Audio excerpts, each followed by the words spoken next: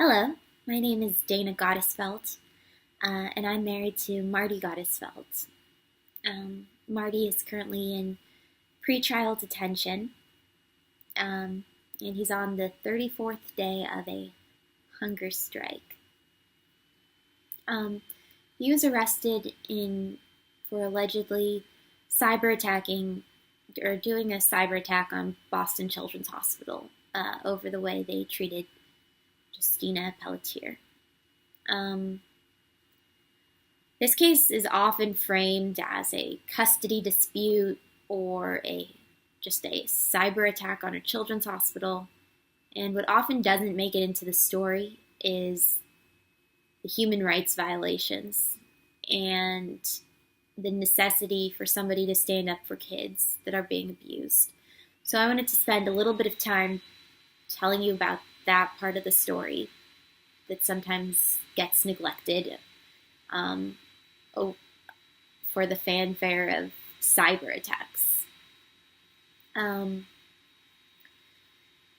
Justina Pelletier was a teenage girl from Connecticut who came to Boston Children's Hospital for treatment for her mitochondrial disease. She came to see a specialist who had recently moved there from Tufts. When she got there, a small group of doctors, part of the Child Protective Services, said that her disease was actually psychosomatic, that it was actually in her head and she didn't actually have a physical disease. So they took her off her medications and she started to get worse. And after they saw her getting worse, instead of reevaluating their diagnosis, they dug their heels in. So it's kind of like somebody with diabetes or asthma taking away their medication and saying, let's see if you get better. You didn't. Let's keep taking things away from you. She deteriorated a lot. This was her before she went to Boston Children's Hospital. And this is her after she went to Boston Children's Hospital. This is what they did to her without letting her have her medications. Some of the effects of mitochondrial disease are cognitive, motor control. She became paralyzed below the hips, and they wouldn't let her have her heart medication for her cardiac tachycardia. They left her in pain constantly.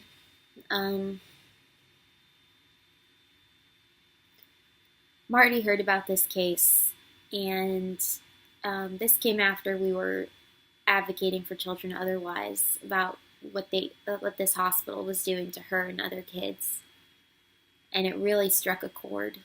It really moved him to hear that in Boston, right near us, children were being abused in a hospital. We're the type of people that, Marty's the type of person that despite when things are hard, he'll still look into it.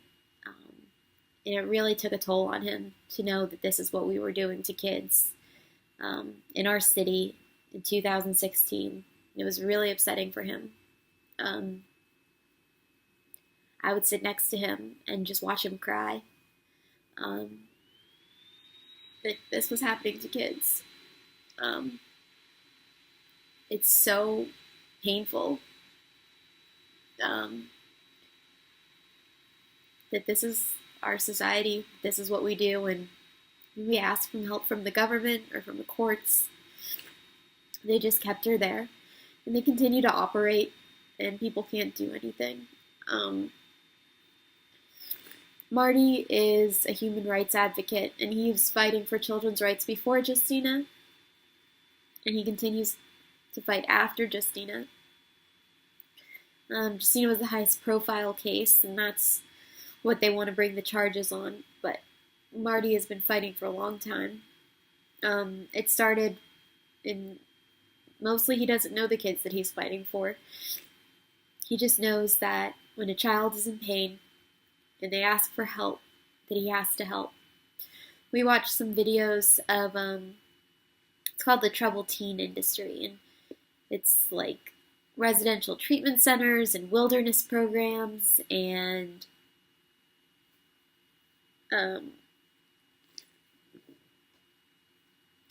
boot camps. And we just see how kids are treated, and we can't believe it. We just couldn't believe it. We watched a documentary called Who's Watching the Kids? And it's about an industry based on marketing materials where they take kids and don't face any federal or state regulation. And they're just allowed to traumatize kids. They're allowed to physically abuse them and put them in solitary confinement and feed them terrible food and not let them talk to anybody on the outside. And it's so, like, we didn't even believe it was happening, other than there's like actual video and actual survivors that come out.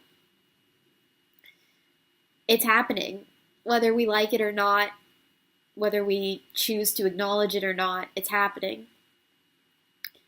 And it was really something to see Marty just bawling all the time about the suffering of so many kids.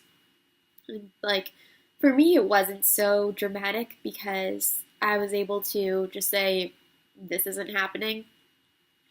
But then in one of the scenes of Who's Watching the Kids, it shows a room that a kid was kept in for months. And it's just a closet with a shelf for him to sleep on and a bucket as a toilet, and that's all that is there. And it shows that on the back wall he had scraped in "Let Freedom Ring." And at that point, in combination with other scenes from that video, like kids being kept in dog cages, it dawned on me that, like, it is real. Like, I know survivors, and I've seen visuals now, and this is happening. And sometimes I feel kind of annoyed that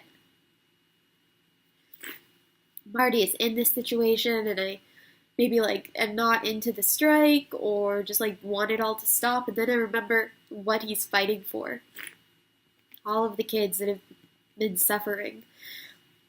Like, we watched the Government Accountability Office and a report in front of Congress, and they talk about kids who like tried to commit suicide and then weren't taken to a hospital. They were allowed to be beaten by the counselors there. They were put face down in an anthill and weren't allowed to brush the ants off themselves. When they ask for help after going on really long hikes and say, I need a break, counselors keep pushing them and tell them they're faking. And in all those cases I just described, the kids died. And nobody ever goes to jail. There's no repercussions. This industry defies logic. It's been before Congress. It's a known issue. But nothing gets done. And kids are suffering. And that's why Marty feels the imperative that he has to act now. So many lives have been destroyed, either by kids being killed or by lifelong trauma that they never get over because of how damaging their time there was. And that gives me strength. That reminds me that he has to do this. That we need some kind of change in this country to help kids. And I wish it didn't have to be him to do it, but it has to be done.